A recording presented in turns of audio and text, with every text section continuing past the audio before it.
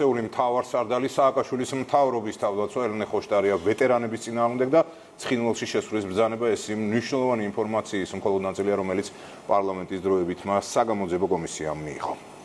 ვანო მერაბიშვილის მოადგილე მაშინდელი შალვა ჯანაშვილი, გაერთიანებული შტაბების ყოფილი ხელმძღვანელი გენერალი გოგა ვაზაზა, სახმელეთო ჯარების სამედიცინო დეპარტამენტის ყოფილი ხელმძღვანელი ომის ვეტერანი ლაშა ქოიავა. მათი მოსმენა საკმაოდ ხანგრძლივი და ასევე საინტერესო აღმოჩნდა. დეტალებს სოფო ბერიძისგან გავიგებთ, რომელიც პირდაპირ ეთერში გვერდება. 9 საათს გაგრძელდა დღეს საპარლამენტო საგამოძიებო კომისიის ხდომა და ყველაზე დიდხანს დეპუტატები გენერალ გოგავას უსმენდნენ, რომელიც კომისიაზე სწორედ მისი წოდების შესაბამისად გამოწყობილი გამოცხადა.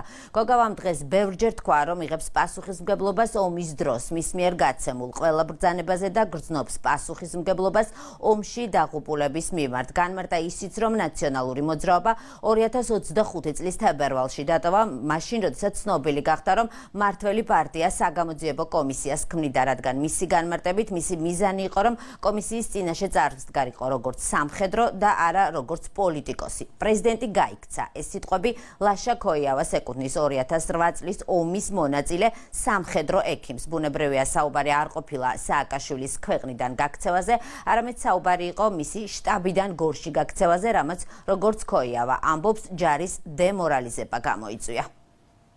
მე მოვედი საველე შტაბში, მითხრა ერთ-ერთმა ოფიცერმა, რომ პრეზიდენტი გაიქცა.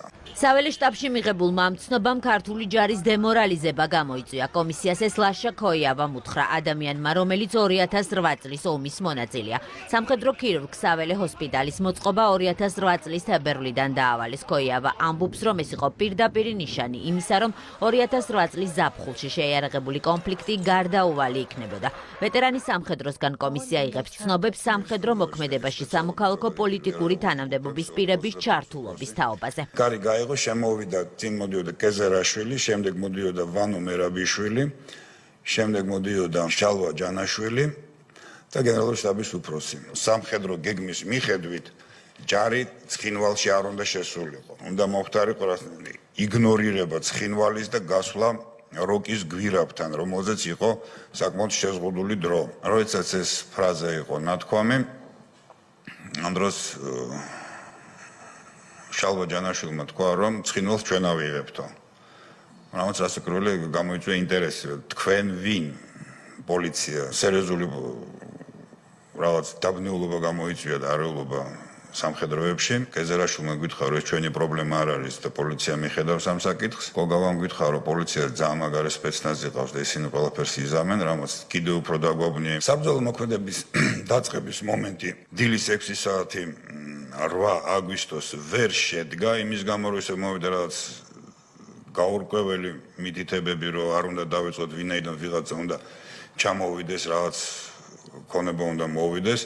უნდა მოსულიყვნენ კიდე ჟურნალისტები და სანამ ჟურნალისტები არ მოვლენ, არ შეიძლება მის დაწყება. ბოლოს ჩამოვიდა რაღაც სატვირთო მანქანა რაღაც იმებით.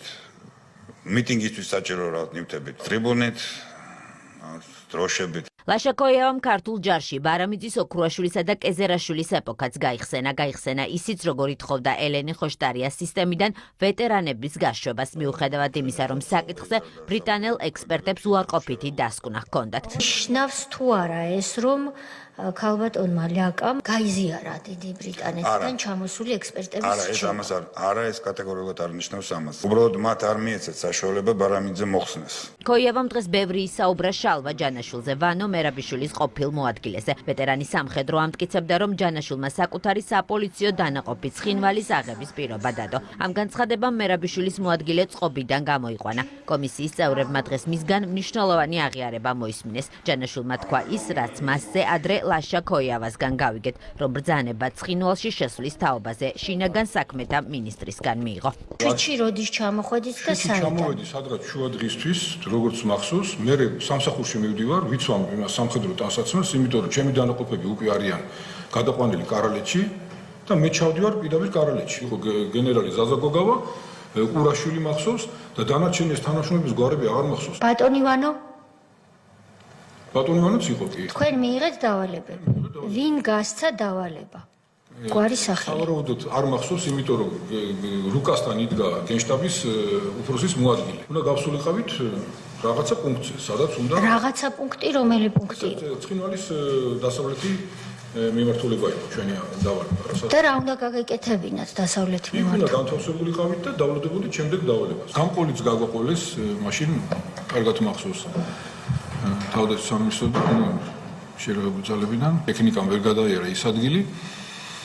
და გარკვეული ხანი შევეცადეთ, რომ ჩვენი გაგვერკვია და არ გამოგვივიდა და შემდეგ მივიღეთ მეორე ბრძანება, რომ ზემო ნიქოში ავსულიყავით. გათენებული არის. ცოტა ხანში მერე დამირეკა მინისტრმა და შემეკითხა, რომ რა შევით სადახართო. თქვა, აი ნიქოში ამოვიდით, ეხლა ცოტა დროს შეით ქალაქშიო რა. ბრძანება მივიღეთ და რომელ ქალაქში? ცხინვალში. ჯანაშულის ნათქვამის უარყოფას რამდენჯერმე შეეცადა გენერალი ზაზა გოგავა, რომელიც კომისიის წინაშე წოდების შესაბამისად გამოწყობილი გამოცხადდა. გენერალი იცავდა პოლიტიკური თანამდებობის პირებს და ამტკიცებდა, რომ მერაბიშვილი ჯანაშულთან მხოლოდ მისი შუამავალი იყო. კომისიამ გენშტაბის ყოფილი უფროსისგან ომის დაწყების ქრონოლოგია მოისმინა. 7 აგვისტოს ან 6 აგვისტოს თუ გქონდათ თქვენ უმაღლეს მთავარსარდალთან შეხვედრა? არა. არც 8 აგვისტოს. 8-ში კი? 12-ს რომ აკლია წუთები, გირეკავთ უმაღლესი მთავარსარდალი თქვენ. და რას გეუბნებათ? რომ მიიღეთ ზომები, ჩაახშოთ საცეცხლე წერტილები, საიდანაც მოდის ცეცხლი. ანუ მოგცათ ბრძანება, სხვა არაფერი ქვია, რომ გახსენით ცეცხლი. 8 აგვისტოს უკვე იმ ინფორმაციებით რაც მოდის, ჩვენ ვგეგმავთ თავდაცვის ოპერაცია. ბატონი შალვა ჯანაშვილი ერთ-ერთი მიმართულების მეთაურია და არა ცენტრალური მიმართულება. თქვენ იქ ხართ ამ დროს, როცა ეს წყდება? მე ვაძლევ ამ დავალებას პირადად. ჩემი გადაწყვეტილება და იმიტომ რომ ცხინვალი არის დასახლებული პუნქტი. დასახლებულ პუნქტში საჯარისო ნაწილების შეყვანა შეიძლება ძალიან დიდ წინ დაუხედავ ნაბიჯად აღმოჩნდეს, იმიტომ რომ სამხედროებმა მინდა გითხრათ, სამოქალაქოებთან მოქცევის ნაკლები წესები იციან. ვიდრე პოლიციურმა დანაყოფებმა. ამ დროს იქ არის ვანო მერაბიშვილი. როცა თქვენ ეს გადაწყვეტილება შეიძლება არ იყოს. მან თქვა, რომ ჩემი მინისტრი იქ იყო. შეიძლება. და ბატონი ვანო რას ამბობს ამ დროს? არაფერს. რა წარმოგიდგენია თქვენ, რომ ჩვენ რაღაცებს გეგმავთ იქ და შინაგან საქმეთა მინისტრი ყველა მაპატიოს დიდი პატივისცემით, ალსტუხიანი გამოწყობილი ადამიანი იღებს მონაწილეობას ამ გეგმის შედგენაში. შუალედური რგოლია ჩვეულებრივად, ჩემგანა აქ ეს და შეუძლია ამის გაკეთება.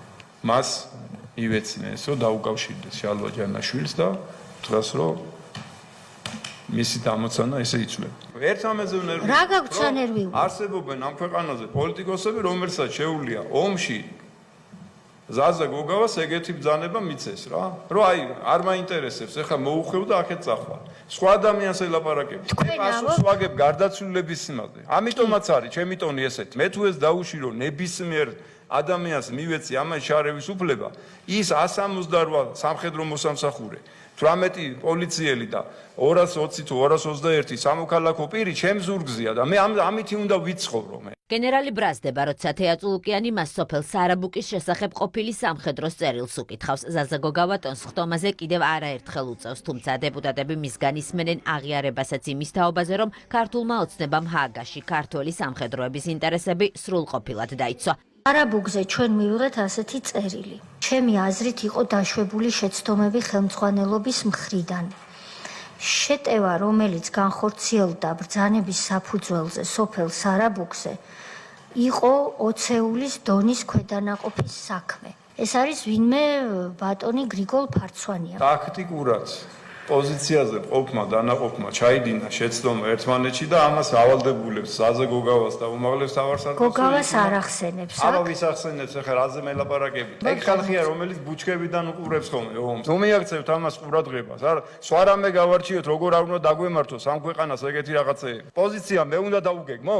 მე ვაძლევ დავალებას ოპერატიულ დონეზე, ტაქტიკურ დონეზე და მივიდეთ და შეასრულოთ. დაუწეთ ისე ილაპარაკეთ, რატო შეიძლება? ომს პოლიტიკოსები იწყებენ და პოლიტიკოსები ამთავრებენ. სამხედროები არ აკეთებენ ამას. კონკრეტულად რას არ ეთანხმებით? რომ რავი ცეცხლი გავხსენით იქ რაღაცა იმაში რა ქვია უმისამართო და ჩვენი გამოისობით დაიწყო ეს ყველაფერი მაგმუხს არ ვეთანხმები რატო შეხვედით იმ პარტიაში რომელსაც მას ამას ხელი მოაწერა და დღემდე იცავ მე არ წარმოვადგენ იმ პარტიას აქ ვზივარ და იმ პარტიას არ წარმოვადგენ ამ მნიშვნელობა ეს სხვა გუშინ სადღაც ორგანიზაციის გამგზავნელი თქვენც იყავით ხელისუფლებაში რაც მელაპარაკებ რა წამოძახებ რა ლაპარაკია ეს ერთ-ერთ ინტერვიუში თქვენ ამბობთ ესეთ რამეს თუ არ ვცდები ეს არის თომა ჩაგევლიშვილის ფილმში რომ 12 საათში უნდა მოურჩენილიყავით ძირითად ფაზას ფილმია ის და ვილაპარაკე ფილმი რა ახლა ტყუილს ხوارი ლაპარაკებდით გენერალი კაცი ხარ არა ტყუილს ფილმში უნდა გააკეთო ეს ყველაფერი ვერ გავიგე პირდაპირ ეთერში გვიხსნიდნენ მაღალი თანამდებობის პირები სად რა განლაგება იყო საიდან იყო შეტევა ერთ-ერთ ესეთი გვახსოვს ყველა და რუკაზე რო ხაზავდა პირდაპირ იყო შოთა უტიაშვილი შინაგან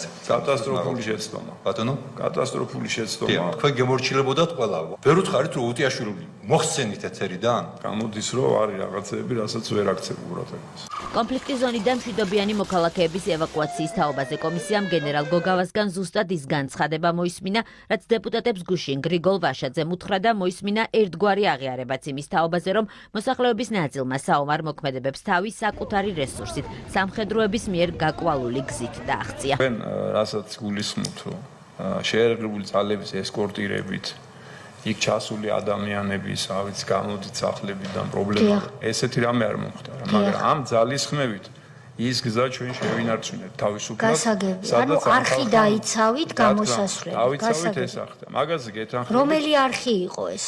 წვერი ახლოს გადმოსასვლელია ეს. ის დაიცავით, რომ ხალხი ვინც თავს შველის თავისით რა თქმა უნდა რომ გასასვლელი მაინც ამ დროს სხვა გზა მათამდე მიღწევის სხვა გზა არ არსებობს ამ დროს. ხანგრძლივი და ხმაურიანი სხდომის დასასრულს თეატ ლუკიანმა ქართული ოცნების პოლიტიკაზეც ისაუბრა. აღნიშნა, რომ მმართველი პარტიის მიზანი ქვეყნის ომის განდაცვა და რომ ამისთვის ქართული ოცნება ბიძინა ივანიშვილის მადლიერია. ქართული ოცნების პოლიტიკურმა ხელისუფლებამ მაგალითი აჩვენა პირველად საქართველოში უახლეს ისტორიაში, რომ პოლიტიკური ძალა არის პასუხისმგებლიანი და ის საკუთარი პიროვნული ინტერესების გვერდზე გადადებას ახერხებს და ქვეყანას იცავს ომისგან. ეს ჩვენ მოვახერხეთ.